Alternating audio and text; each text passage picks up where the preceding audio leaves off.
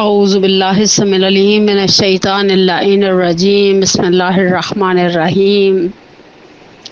الحمد للہ الذی لا یفرہ من والجمود ولا یقضیہ العطاء والجود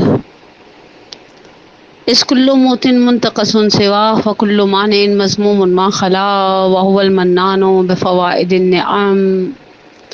وأوائد المزید والقسم ما اختلف علیہ دهر فیختلف منہ الحال فلا كان في مكان فيجوز عليه الانتقال ثم الصلاة والسلام على النبي الأمي الواقف بجميع السياسات والحكم والعارف بما في اللوح والقلم سيدنا الممجد وبشيرنا المسدد ونذيرنا المؤيد المصطفى الأمجد المحمود الأحمد أبي القاسم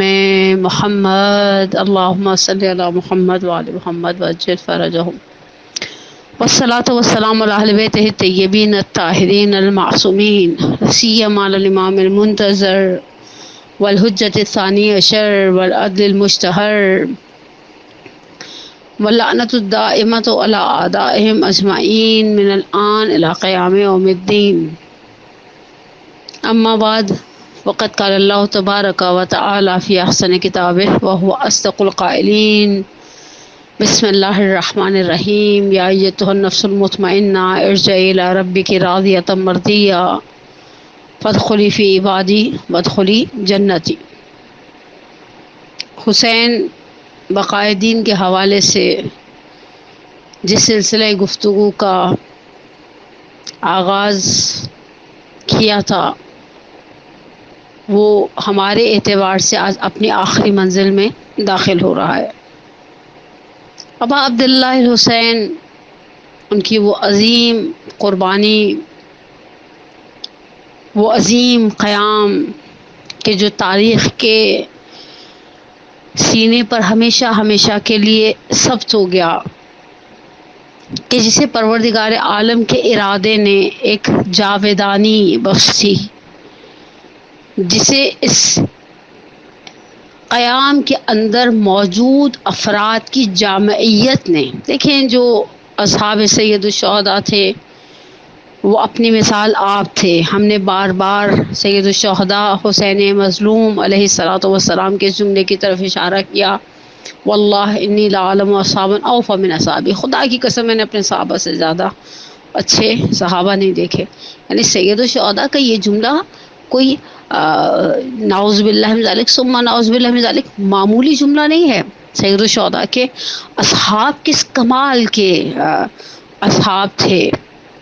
اور آپ خود سوچئے وہ زیارت نامے جو معصومین علیہم السلام سے معثور ہیں شہدائے کربلا کے حوالے سے۔ ہمارے پاس زیارت ناحیہ مقدسہ ہے، ہمارے پاس ایک اور زیارت ہے جو ظاہراً امام علی النقی علیہ الصلوۃ والسلام سے منقول ہے، کیونکہ امام علی النقی سے ہمارے پاس 3 زیارتیں جو ہیں وہ مشہور ہیں، ہماری کتابوں میں موجود ہیں۔ پہلی زیارت جامع کبیرہ ہے، دوسری زیارت روز غدیر امیر المومنین علی علیہ السلام کی جو زیارت ہے وہ امام علی النقی علیہ الصلوۃ والسلام سے، اور تیسری وہ زیارت شہدائے کربلا ہے جس میں ان کے قاتلین کے ناموں کو بھی، بعض شہدائے کربلا کے قاتلین کے نام بھی اشارتاً یعنی نام لے کر ذکر کیا گیا ہے۔ اور ہمارے علماء اس زیارت غدیر کے حوالے سے بزرگان یہ جملہ کہتے ہیں کہ اگر کوئی شخص معارف امیر المومنین کو یعنی امیر المومنین کی معرفت حاصل کرنا چاہتا ہے تو بس اسے چاہیے اس زیارت کا مطالعہ کرے۔ دیکھیں زیارت ایک باب ہے معرفت کا۔ جب ہم کہتے ہیں ابھی پچھلے کچھ سالوں سے جب سے یہ حکومت کا تختہ الٹا ہے اور بہرحال پروردگار نے الحمدللہ مومنین کے لیے اسباب فراہم کیے اور مومنین ماشاءاللہ جوق در جوق کربلا معلیٰ کی زیارتوں کے لیے روانہ ہونے لگ گئے، تو بہت سارے لوگوں کے منہ سے آپ نے ایک جملہ سنا ہوگا، کبھی بس اوقات ہمیں کوئی شخص اشارتاً کہتا ہے کہ انشاءاللہ روانہ ہوں، عازم سفر کربلا ہوں، تو ہم کہتے ہیں کہ بس دعاؤں میں یاد رکھیے گا۔ بہت سارے لوگ جواب میں فوراً کہتے ہیں بس آپ دعا کریے گا کہ خدا مجھے معرفت والی زیارت نصیب کرے۔ معرفت کیا ہے جس کا ہم اتنا پرچار کرتے ہیں؟ اچھا، روایات میں بھی اس معرفت کی تاکید ہے، من عرفا بحق ہی یا بحقہا، مثلا ابھی جو روایت میرے ذہن میں آ رہی ہے وہ روایت گرچہ جناب فاطمہ معصومہ سلام اللہ علیہا اللہم صلی علی محمد وعلی محمد وعجل فرجہم کے حوالے سے ہے، لیکن اس کے اندر بھی یہ معصوم سے جملے ہیں، من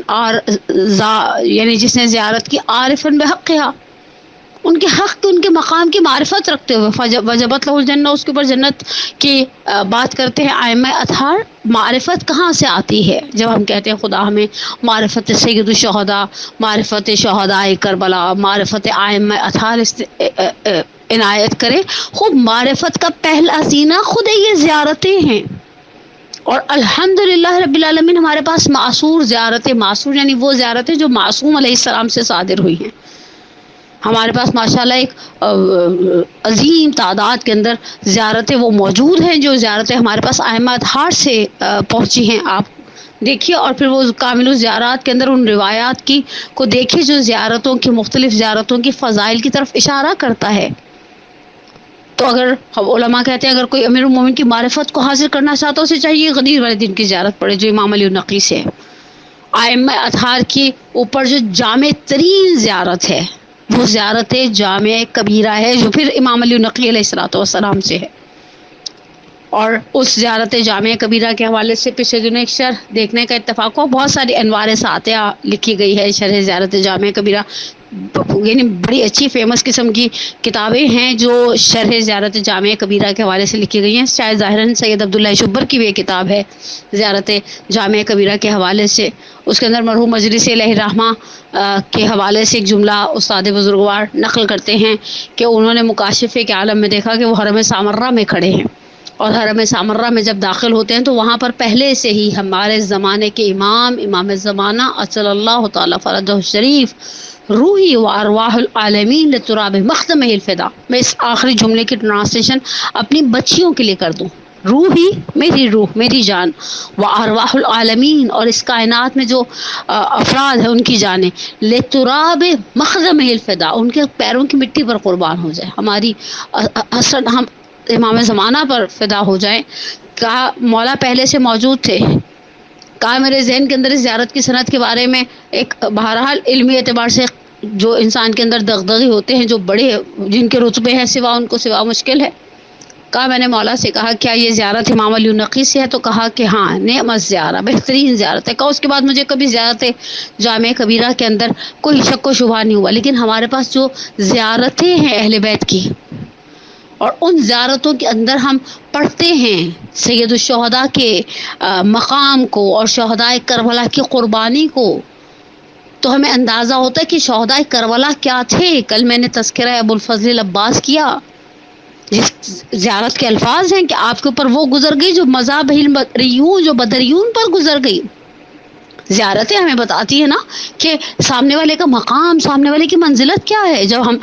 بلکہ ہم زیارت سے پہلے الحمدللہ ہم جسے دخول پڑھتے ہیں، اس نے دخول میں کہتے ہیں انت تسمع کلامی و تری مکانی، آپ میری آواز سن رہے ہیں، آپ میرے مقام کو دیکھ رہے ہیں۔ اور ہمارے پاس الحمدللہ 10 سے زیادہ زیارتیں تو سید الشہداء حسین ابن علی علیہ السلام کی ہیں، اور ہر زیارت ایک پیغام دیتی ہے، ہر زیارت کے اندر ایک پیغام ہے جسے زیارت پڑھنے والا محسوس کرتا ہے۔ مثلا انشاءاللہ آنے والے ایام میں ہمارے پاس عاشورہ ہے، جب ہم زیارت عاشورہ پڑھتے ہیں، زیارت عاشورہ میں تقریباً 16 یا 17 کے لگ بھگ تو ہم تقاضے ہیں جو سید الشہداء کو وسیلہ قرار دے کے خدا کی بارگاہ میں پیش کر رہے ہوتے ہیں۔ اور پھر سب سے مجھے کبھی کبھی زیارت عاشورہ کے بعض جملے بہت ہی زیادہ منفرد اور منحصر بفرد نظر آتے ہیں۔ اللہم ارزقنی شفاعت الحسین یوم الورود وثبت قدم صدق عندک مع الحسین واصحاب الحسین الذین بذلوا مہجہم دون الحسین علیہ السلام۔ کیا طلب کرتا ہے زیارت عاشورہ میں سید الشہداء کا زائر خدا سے؟ اے کاش ہم جو زیارتیں پڑھنے کا ہم نے الحمدللہ ایک اچھا ہمارے ہاں مزاج ہو گیا ہے، پروردگار کا بڑا احسان ہے، اور اس میں ہم اپنے علماء کے شکر گزار ہیں جنہوں نے بیٹھ کر ممبروں سے اتنی تبلیغ کی کہ الحمدللہ ہم عاشورہ پڑھتے ہیں۔ اور اتنی تاکید کی عاشورہ عاشورہ عاشورہ، نافلہ نافلہ نافلہ، البتہ تیسری تاکید کو ہم نے تھوڑا سا اگنور کیا، جامعہ جامعہ جامعہ، جس طرح سے ہمارے درمیان زیارت عاشورہ رائج ہے، یہ بات مجھے افسوس سے کہنی پڑتی ہے کہ اس طرح سے ہمارے درمیان زیارت جامعہ کبیرہ رائج نہیں ہے، حالانکہ نعم الزیارہ، بہترین زیارت ہے اہل بیت کی، اور یہ زیارتیں ہمیں بتاتی ہیں کہ واقعاً الذین بذلوا وجہہم دون الحسین علیہ السلام، کیا مقام اور کیا عظمت ہے شہدائے کربلا کا، جنہوں نے اپنی جانوں کو قربان کر دیا۔ جس طرح سے زیارت اربعین ایک اور پیغام دیتی ہے، زیارت اربعین میں ہم یہ کہہ کر سید الشہداء پر سلام بھیجتے ہیں، ہمارا سلام اس ذات پر جس نے اپنی جان کو قربان کر دیا، امت کو حیرت، ضلالت اور جہالت، ضلالت سے مراد یہاں گمراہی ہے، جو ڈسٹریکٹ ہو گئی تھی نا امت، اس کو ٹریک پر واپس لانے کے لیے قربانی دی گئی ہے۔ جس طرح سے مرحوم نقن اللہ مقامہ کو جملہ بڑا معرکۃ الآراء ہے، اگر کربلا نہ ہوتی جمعہ بدھ کو ہوتا،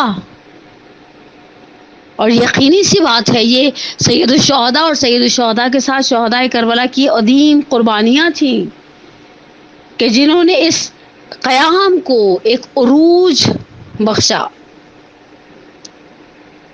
اور پھر ان قربانیوں کے اندر ہم بعض دیکھیں، جب ہم زیارت عاشورہ پڑھتے ہیں اور ہم جانتے ہیں کہ زیارت عاشورہ حدیث قدسی ہے، زیارت عاشورہ پڑھنے کی تاکید کس قدر ہے ہمارے پاس، ہم کہتے ہیں السلام علی الحسین وعلی علی ابن الحسین، یہاں علی ابن الحسین ہم سب جانتے ہیں سید الشہداء کے جتنے بھی بیٹے تاریخ میں ہیں نام ان کے علی تھے،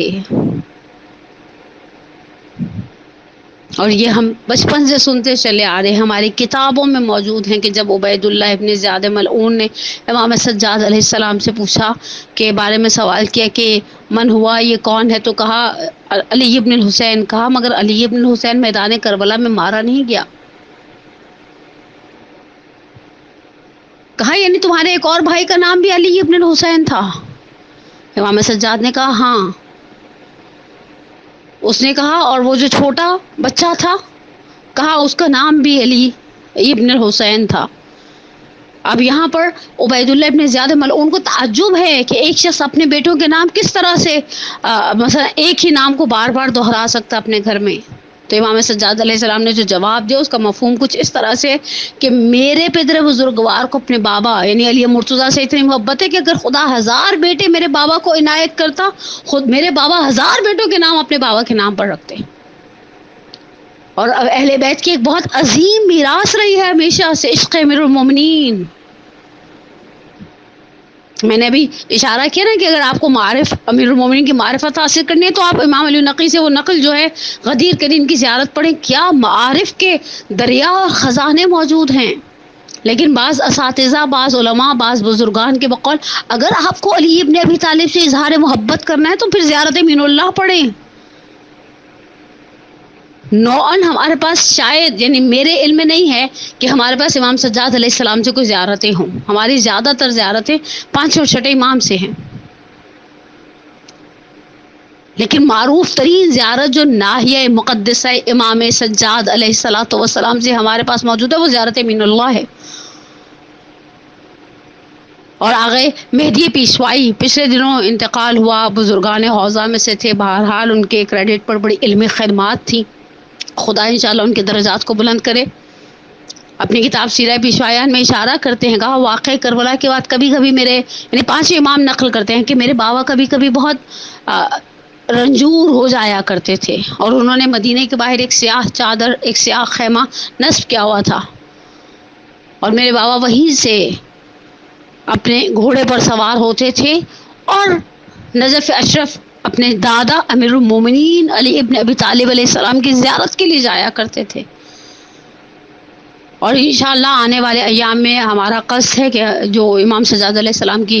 شہادت کے ایام میں جو مجالس پڑھی جائیں گے اس میں میری خواہش ہے کہ میں 2 مجلسیں تو ایٹ لیسٹ اس موضوع پر پڑھوں کہ وہ خطبہ جو سید سجاد علیہ السلام نے دربار یزید ابن معاویہ میں دیا ہے، اس کے اندر تو اصل اہل بیت کے اندر اہل بیت سے محبت کا اظہار اور پھر اپنے دادا کی کمالات کو بیان کرے امام سجاد۔ اہل بیت کی ایک بہت بڑی میراث تھی، بہت بڑا افتخار کی وجہ تھی کہ وہ علی ابن ابی طالب کے فرزند ہیں،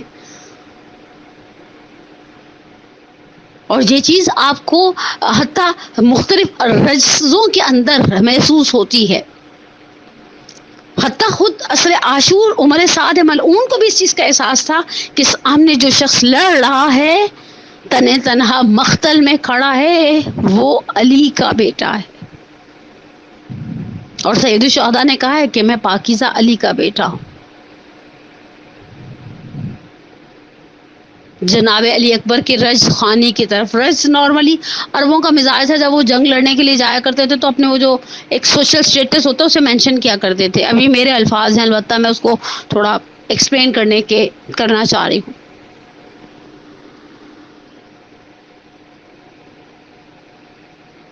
اور اس بات پر ہمیشہ اہل بیت عصمت و طہارت نے اس بات کو باعث فخر و افتخار اور عزت اور اعزاز سمجھا ہے کہ جس طرح سے امام سجاد علیہ السلام فرماتے ہیں اسد اللہ و رسولہ منا، الطیار منا، حیدر کرار منا، یہ ہم سے ہیں، یہ ہم میں سے ہیں، یہ ہم میں سے ہیں۔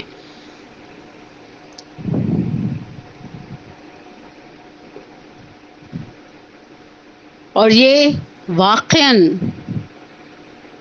یہ جو شہامت کربلا کے میدان میں علوی شہامت اور شجاعت دکھائی ہے، کس طرح سے امیر المومنین کی یاد کو زندہ رکھا ہے۔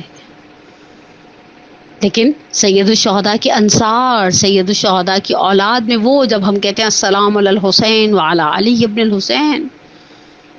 تاریخ کہتی ہے یہاں علی ابن الحسین جناب علی اکبر ہیں علیہ الصلوۃ والسلام،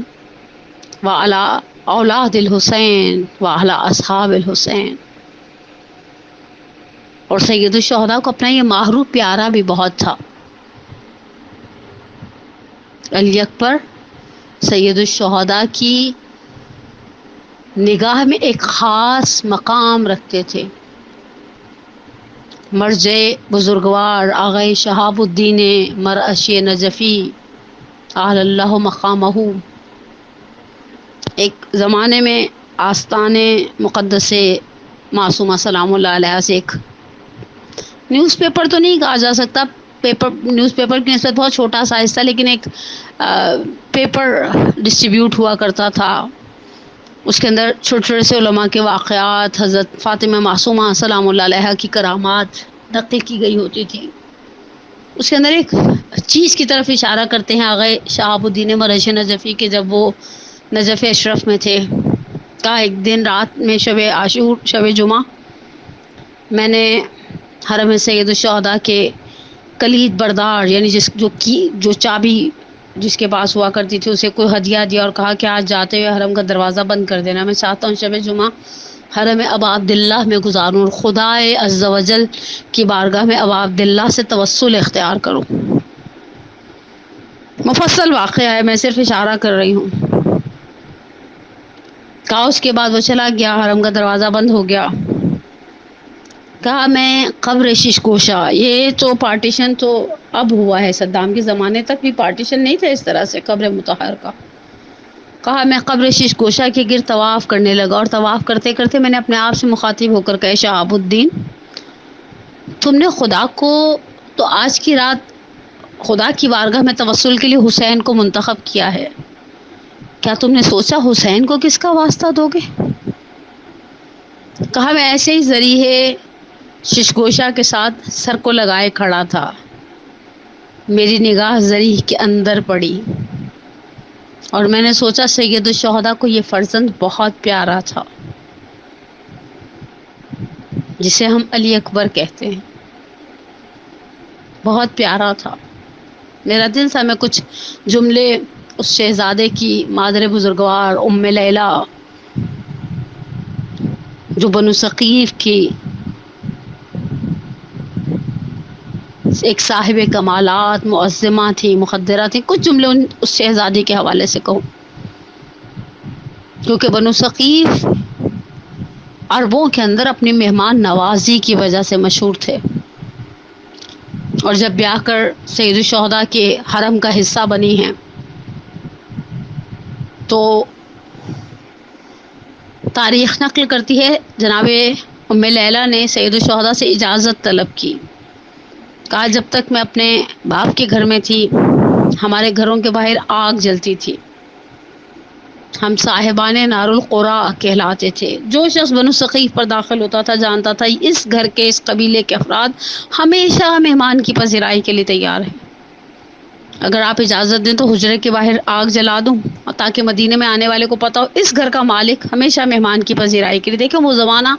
آج سے 1400 سال پہلے کا انوائرمنٹ، سرکمسٹانسز، ہر چیز الگ تھی۔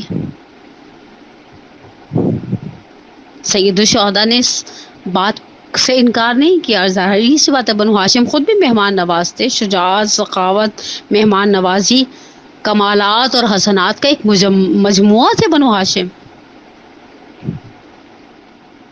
اور جناب ام لیلہ کے بعد جب شہزادے علی اکبر بڑے ہوئے ہیں تو وہ بھی اپنے حجرے کے باہر اسی طرح سے آگ جلایا کرتے تھے۔ حاکم شام کے دربار میں کچھ چاپلوس بیٹھے ہوئے تھے، اس کے مصاحبین، اس کے کمپینینز، تو کسی نے چاپلوسی کی انتہا کرتے ہوئے ایک جملہ کہا کہ آپ نے بہت اچھا کیا کہ اپنے بعد یزید کو خلافت کے لیے نامزد کر دیا، اس روئے زمین پر کوئی اس سے بڑا اہل نہیں ہے اس خلافت کی مسند کے لیے۔ تو حاکم شام نے کہا تم بھی جانتے ہو اور میں بھی جانتا ہوں حقیقت ایسے نہیں ہے۔ تو اس نے کہا آپ کے خیال میں کوئی ہے جو اس مسند خلافت کا اہل ہو؟ تو کہا ہاں علی ابن الحسین۔ کہا کون علی ابن الحسین؟ حسین نے تو اپنے سارے بیٹوں کے نام اپنے باپ کے نام پر رکھے۔ کہا وہ علی جو صاحب نار القرا ہے، جسے بنو ہاشم سے سخاوت ملی، شجاعت ملی، مروت ملی، اور جسے بنو ثقیف سے مہمان نوازی ملی۔ میرا سلام ہو اس شاہزادے پر جسے حسین کے قریب جگہ بھی ملی۔ آقا شہاب الدین مرشی نجفی کہتے ہیں میں نے سوچا ابا عبداللہ کو کتنا عزیز تھا یہ فرزند، اور کیوں عزیز نہ ہوتا۔ حسین نے جب بھیجا ہے، سید الشہداء نے جب بھیجا ہے تو سید الشہداء کے لیے بھیجنا علی اکبر کو آسان کام نہیں تھا۔ عزیز آنے من آغا روزائی استاد میں ایک جملہ ہے آغا فاطمی میاں کا، بقول ان کے پوری دنیا کے اشعار جو جناب علی اکبر کی رسا میں ان کی مصیبت کو بیان کرتے ہیں، کوئی شعر نیر تبریزی کے شعر جیسا نہیں ہے، کہ جب سید الشہداء نے میں شہادت نہیں پڑھوں گی، شہادت پڑھنے کی ہمت نہیں ہے میرے اندر، شہادت پڑھنے کا حوصلہ نہیں میرے اندر، لیکن جب سید الشہداء نے رخصت کیا ہے، اب یہ جملے ارباب ممبر کے ہیں، مڑ مڑ کے مجھے دیکھتے جانا علی اکبر۔ سید الشہداء کے لیے تو یہ کہنا بھی آسان نہیں ہوگا نا، مڑ مڑ کے مجھے دیکھتے جانا علی اکبر، لیکن جب رخصت کر دیا، جب حسین آہستہ آہستہ گھوڑے کے پیچھے چلتے رہے، آغا حسین اندلی پہ حمدانی کہتے ہیں کچھ دیر کے بعد شہزادہ واپس آیا، آ کر آواز دی جہد الحدید قد قتلنی بابا، زرہ بہت گرم ہو گئی ہے۔ سید الشہداء نے مقاتل و منابر کہتے ہیں اپنی علی اکبر کے منہ میں ایک روایت کے مطابق اپنی زبان دی، تو کہا بابا آپ کا منہ تو میرے دہن سے زیادہ خشک ہے۔ ایک مقام پر ہے کہ سید الشہداء نے اپنی انگوٹھی علی اکبر کے منہ میں دی، لیکن جب آخری آواز کو سنا، سلام تودیع تھا، وداع کا سلام تھا، اس سلام کے جواب کو سننے کی امید نہیں تھی شہزادے کو، اور حسین نے بے ساختہ کہا ان دنیا بعدک لفا، علی اکبر دنیا رہنے کے قابل نہیں رہی۔ یہاں ایرانی علماء میں سے بعض کا نظریہ یہ ہے کہ نیر تبریزی کے جملے بڑے سخت ہیں، کہ سید الشہداء پہنچے اور دیکھا جوان کس طرح سے ایڑیاں رگڑ رہا ہے، وہ اسماعیل کربلا، تو سید الشہداء نے کہا دیدے بگوشا مرا دل خون مکھن زیادہ یہ لیلا مرا مجنون نہ کن. میں کہتی ہوں آپ نے 2 شعر برے صغیر پاک و ہند والے علماء کے اگر سن لیے ہوتے تو شاید یہ نہ کہتے کہ نیر تبریزی سے زیادہ خوبصورت اشعار کسی نے نہیں گئے. پہلا شعر ہدیہ کروں مرحوم ذیشان حیدر جوادی کو، اور مرحوم ذیشان حیدر جوادی کے شعر کے اندر ایک ماں کی ممتا کا اظہار ہے. جب سید الشہداء نے آواز دی اے بنو ہاشم کے بچوں آؤ، مجھ سے لاش علی اکبر نہیں اٹھتا، تو جناب زینب در خیمہ پر آئی اور آواز دی لاشا ہے برابر کا بھیا سے نہ اٹھے گا، میں پالنے والی ہوں گودی میں اٹھا لوں گی، بھیا مجھے آواز دو میں گودی میں اٹھا لوں گی. اور دوسرا جملہ میر انیس کا ہے، وہاں صرف احساسات ہیں. صبر سید الشہداء میر انیس اور ہم جیسوں کی سوچ سے بہت بالا تر تھا، لیکن میر انیس علیہ الرحمہ زبان حال کو جس انداز سے بیان کرتے میں کہتی ہوں جگر کو آگ لگ جائے انسان کی یہ جملہ سن کر. کہا جب حسین بالین علی اکبر پر پہنچے، کہا کبھی سر کو دائیں جانب ڈھلکاتے ہیں، کبھی بائیں جانب ڈھلکاتے ہیں، کبھی پیروں کو کھینچتے ہیں، کبھی پیروں کو سمیٹتے ہیں. سید الشہداء نے ارباب منبر کہتے ہیں کہا آؤ لال میں تمہیں خیمے میں لے کر جاؤں. شہزادے نے ایک ہاتھ باپ کی گردن کے گرد ڈالا،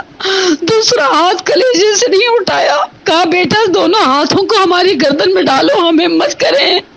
کہا بابا دوسرا ہاتھ کلیجے سے ہٹتا نہیں ہے. حسین نے اکبر کے ہاتھ پہ ہاتھ رکھا، کیا منظر دیکھا، ارے ٹوٹا ہوا برچی کا پھل ہے. میں کوئی ابراہیم آئی ہے میدان کربلا میں، ابراہیم کربلا کی آنکھوں پہ پٹی نہیں، ہاتھوں میں راشا نہیں، اسماعیل کربلا کے ہاتھ پیر بندے نہیں.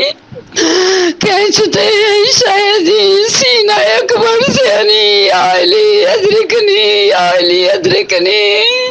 ارے جب ایک ہاتھ برسی پر رکھ کر کھینچنا چاہا مجھے نہیں معلوم اس کے بعد کس طرح سے حسین نے سہا. میرا آخری جملہ رجل کو بل اللہ بقال میر انیس علیہ الرحمہ کے فرماتے ہیں بے چین ہو تم، دل میرا گھبراتا ہے بیٹا، بے چین ہو تم. وَسَيَعْلَمُ الَّذِينَ ظَلَمُوا أَيَّ مُنقَلِبٍ يَنقَلِبُونَ. نسألك اللهم أن باسمك العظيم الأعظم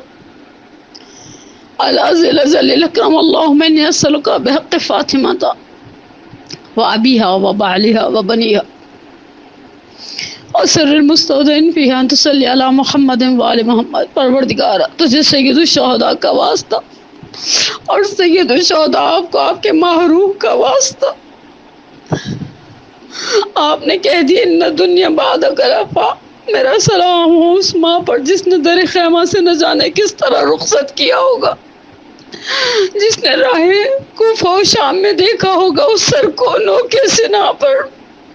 منابر تو کہتے ہیں کسی نے ایک عیسائی ضعیفہ نے دیکھا، کہا یو البدر التمام، اے کاش تیرے مرنے سے پہلے تیری ماں مر گئی ہوتی، اس نے تیری جوانی کا یہ داغ نہ دیکھا ہوتا.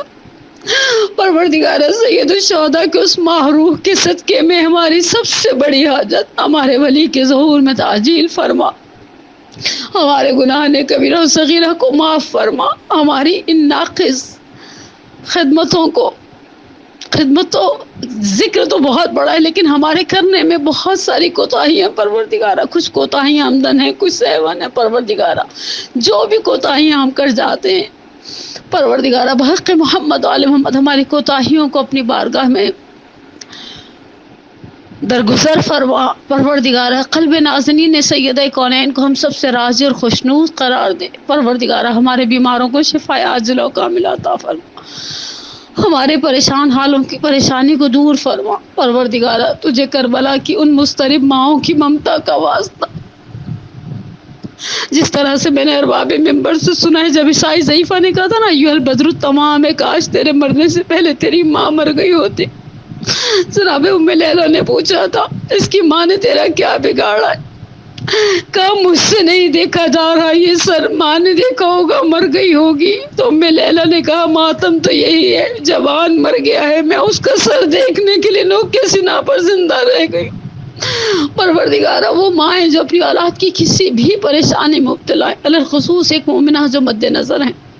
بہت ہی مولائی عزادار مومنہ ہے، پروردگارہ اس مومنہ کی پریشانی کو، ممتا کی بے قراری کو قرار میں بدل دے۔ پروردگارہ